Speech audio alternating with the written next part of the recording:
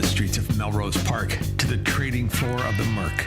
He's fought for every dollar he's ever earned. And now, with personal liberty and our system of capitalism under assault in America, he's here to seize back our rights from the government. With a cigar in one hand and a copy of the Declaration of Independence in the other, he's Sean Thompson.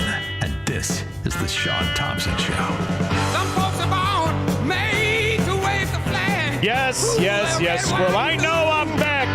I flew into Michelle Obama's underwear drawer. That reciprocal of political skullduggery and fraud. Billions and billions and billions of dollars. Can you get it to smell anything other than a dirty underwear drawer? Can somebody, how about that Fabulosa? Can you throw it all over the joint? It's just terrible, Squirrel. Not to mention the plane. And you could see by the look on the faces of the people. Not since I was handcuffed to a prison cell with a bologna sandwich in my hand, waiting for a judge to say, can the defendant please rise? You sit in a bullpen, Squirrel, after you get arrested for a night of just slapping somebody around. So you got to sit in this thing. They call it a holding cell or whatever it is. And everybody looks very depressed because they know if you're in that cell, you got some headaches. You got problems. It's exactly what the plane looked like. And the people who weren't wearing masks.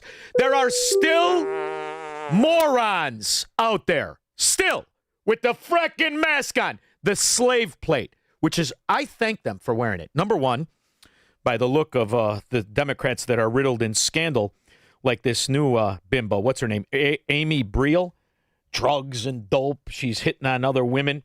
That's a rough look there. Looks like an ad for meth, why you should never do it.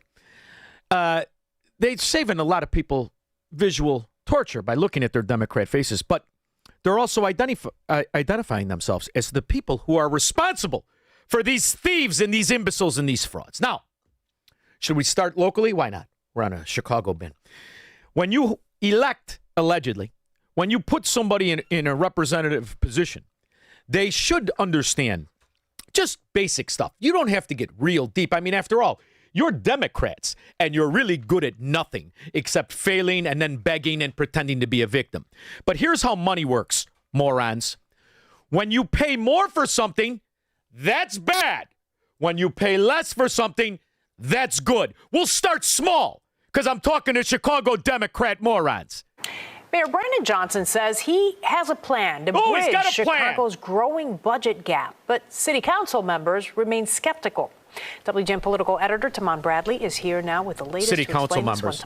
Good afternoon, Lourdes. This summer, the mayor's budget team projected a 2026 budget shortfall of tens of millions of dollars.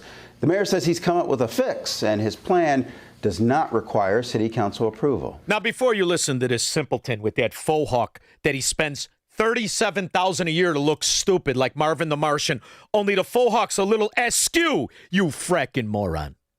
When he was a teacher making $100,000 a year for doing nothing but failing, he couldn't figure out at the end of the month. Let me just factor in a little bit. You know, the family, they like to take showers sometimes, not all the time. They like to take baths occasionally, and they like to drink the water. So I'm going to allocate some of my six-figure salary to pay the water bill on my house. And this bust-out bum, failure, couldn't do it. Thousands of dollars he didn't pay in parking tickets and whatever the hell he did. Bum that he is. Now, he's going to tell you that him and a bunch of asshats that have never worked in their life, first time in their life, they look at the check. What is this? It's a stub? I got a check stub? Because this is the big play. He's feather-bedded the government, City Hall. 9,000 suck-on communist socialists. And they've come up with an idea after a long day of sitting around figuring out who it was that stunk the worst. They came up with a great idea. Here it is.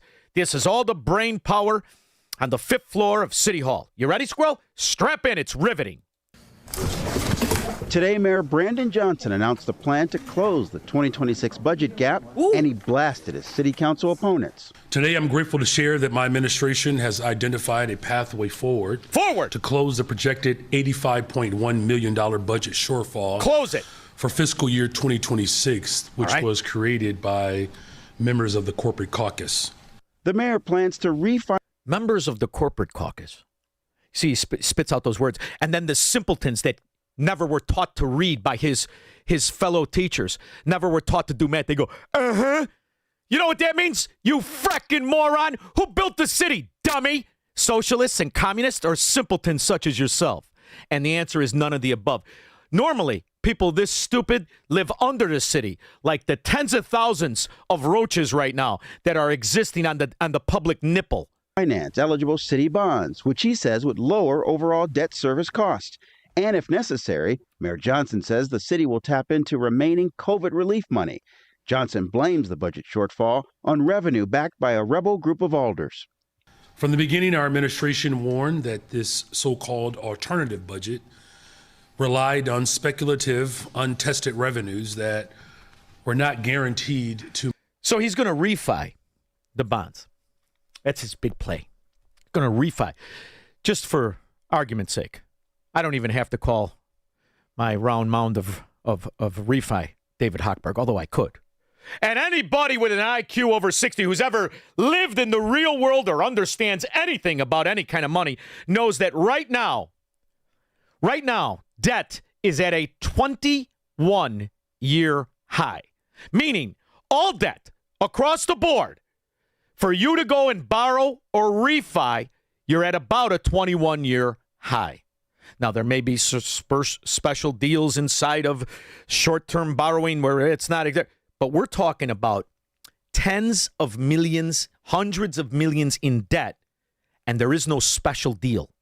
So he, in essence, is telling you, we're going to close the gap of the money we're lost by paying more in the cost of borrowing that money. Now, who does that make sense to? Anybody out there? Because it doesn't exist. What he's really going to do is figure out if there's any of that welfare cheese from the dimwit in diapers for COVID money. See, if they didn't blow through the $1.9 billion, the 2.7, or the 3.8 because they kept giving it. So much so that 3 phony doctors in Ghetto Loretto Hospital stole $300 million of it, and they walked scot-free. So now he's going to pretend that he's got the magic formula of borrowing money at higher costs, and somehow that's an economic win. And do you know what Ghettonomics is, Squirrel? Ghettonomics is this. Because when you refi something, you normally have a 30, 45, 60-day delay in your first payment. That's how you knew, Squirrel. Like all the people, remember when they would borrow the money and they refi and they go and they get a Cadillac Seville. Give me the gold package, baby. And they stop off at Nordstrom Rack. They get themselves some new Zanza belts, some white patent leather shoes because they didn't have to make 2 mortgage payments, so they thought. And that is the formula for bankruptcy. That's Ghettonomics 101. This is Ghettonomics 101.1. Materialized. The most glaring example is the alternate group's plan to sell outstanding debt to a third-party collector. That proposal produced $0. Now, that's not a slam on the alderman that said, let's sell the debt. You know what that's a slam on, don't you, Squirrel? That's a slam on every Democrat in Chicago. Every one of them. You've got banks who could have bought $1 worth of debt for a dime. And they said, I like the dime. Because who would I collect it from? Would I collect it from Chicago Democrats? It ain't worth a penny. The offer was the Michael Corleone. I offer you this. Nothing for your billions of dollars of debt. The mayor says his team reached out to 20 banks with existing relationships with the city, but no one wanted to buy the debt. Meanwhile, city budget numbers show Mayor Johnson's revenue measures, such as online sports wagering and the social media amusement tax, are overperforming projections. The rebel alders who call them... So that means you're going down into bankruptcy at a greater velocity than even thought before. Who are the neighborhood road scholars that are losing money on the one-armed bandit thieves? Who are the road scholars that are spending more on dope than was anticipated? This is not just Ghettonomics. This is bankruptcy in 4th gear. The Accountability Coalition released a statement saying, in part, we are 8 months into FY26, and Mayor Johnson and his administration have failed to execute the budget as required by law, continuing to slow walk implementing structural revenues and efficiencies designed to reduce our deficit and put Chicago on its best financial footing possible. The debate tees up this fall's budget battle. Last year, Mayor Johnson and City Council broke with tradition and fought about the budget until the end of the year. A council majority passed a plan that stripped out the mayor's proposed corporate head tax. The budget took effect without the mayor's signature. Johnson was asked how he can avoid a repeat of last year. I think if we center working people in our work, I believe we can actually accomplish great things, much like what we are seeing in the proposals that I put forward.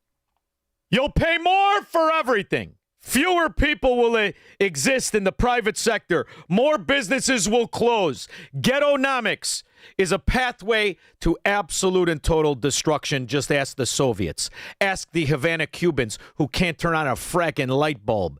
The reality is, there is no philosophy where you can live like a ghetto roach, spend more money without it coming in. It doesn't work. And this is why they're all very arrogant. And yet nobody wants to finance themselves. In any Democrat area, it's no better on the coast. In fact, it's almost funnier. Governor Gavin Newsom has come out with the revised state budget proposal. Revised because the state has a lot more money to spend. The state surplus is now almost $100 billion. Our Josh Haskell tells us what the governor wants to. This is the year 2022. Now, did she say the word surplus? Well, I could have swore I heard it. Surplus. Now, she doesn't mean where you could buy old boots from Vietnam. She's talking about money, honey. And she said it was $100 billion because Gavin Newsom said it was $100 billion. $100 billion, which is 100,000 millions. That's a lot of money, isn't it, Squirrel? Turns out none of it was true. Not a penny of it. To do with it. Relief could be coming to Californians hit hardest by spiraling inflation. Oh, yeah, that was the Biden inflation. Spiraling inflation. When everybody in 2022 was paying more for everything than they are now. Did you know that, Squirrel? Except taxes on real estate in Democrat areas. There, you were paying less in 2022. Well, don't worry. You will always pay more when Democrats are in charge of your property taxes, unless you hire some of those short-in-the-pants Irish gangsters like Mike Madigan's associates or Ed Burke's constituent associates and all those other frauds who knew they were imploding our city. Because the reality is, fast forward to when somebody said, well, let's do some math on Gavin Newsom's $100 billion surplus. Fast forward 3.5 years. Well, today we're getting a look at the governor's office projections for the budget for California, and there is a major difference in the budget deficit. Today, the governor's finance department released what they are projecting of a budget deficit of $2.9 billion. That's a... Whoa. What happened to the $100 billion surplus? $100 billion surplus? $2 billion deficit. Are you sure? Are you sure about the $2 billion? After all, you are Democrats. Major difference from the legislative analyst's office projections from November that projected a budget deficit close to $18 billion. Oh, wrong again. That's a $120 billion swing. Where'd the money go? Well, you're the first student. Come on board in one of California's great clean and green new electric buses. Because of state investments, we are leading the nation in converting the old, dirty buses to safer, cleaner, and healthier transportation for our kids. Because our kids deserve it, particularly as they come back to school. Welcome back to Always school. In the name of the kids, like the Chicago kids. They deserve to read and do math. None of them can do it. And the government can never afford for them to do it. Because if you can read and do math, you'll be like a California constituent who said, didn't he just say $100 billion surplus? How in the frack is it $20 billion deficit? Because they steal the money. But you get an electric bus, and maybe somebody can find Kamala Harris's underwear from 1984. 312-642-5600. Marxists, socialists, and communists are not welcome on the Sean Thompson Show on AM 560. The Answer.